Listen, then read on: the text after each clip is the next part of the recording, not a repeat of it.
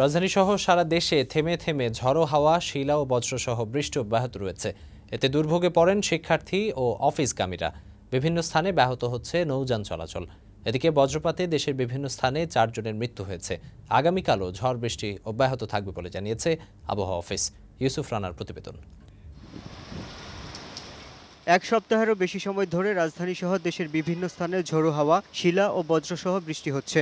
মঙ্গলবার সকাল থেকে ঝড় বৃষ্টির ফলে দুর্ভোগে পড়েন শিক্ষার্থী ও অফিসগামীরা। এদিন সকাল 6টা থেকে দুপুর 12টা পর্যন্ত রাজধানীতে 18.4 মিলিমিটার বৃষ্টিপাত রেকর্ড করা হয়। এদিকে সিলেটের ফেঞ্চুগঞ্জে বজ্রপাতে 3 জনের মৃত্যু হয়েছে। তাদের মরদেহ নেওয়া হয়েছে ওসমানী মেডিকেল কলেজ হাসপাতালে। এছাড়া সুনামগঞ্জে বজ্রপাতে মারা গেছে একজন। দুর্যোগপূর্ণ আবহাওয়ার কারণে শিমুলিয়া, কাঁঠালবাড়ি ও দৌলতদিয়া পাটুরিয়া নৌ রুটে নৌযান চলাচল ব্যাহত হয়। রংপুরে ভোর থেকে কয়েক ঘন্টা বৃষ্টি হলেও ফসলের ক্ষতির খবর পাওয়া যায়নি। তবে টাঙ্গাইলে কালবৈশাখী ঝড়ে 12 একর কলার বাগান ক্ষতিগ্রস্ত হয়েছে বলে জানিয়েছে কৃষি অধিদপ্তর।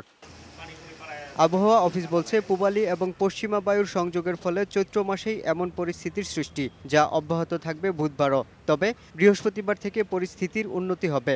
এই সময়ে ঢাকা, রংপুর, দিনাজপুর, পাবনা, বগুড়া, টাঙ্গাইল, ময়মনসিংহ, কুমিল্লা এবং সিলেট অঞ্চলের উপর দিয়ে বজ্রবৃষ্টি সহ ঝোড়ো হাওয়া বয়ে যেতে পারে। ইউসুফ রানা, বৈশাখী সংবাদ, ঢাকা।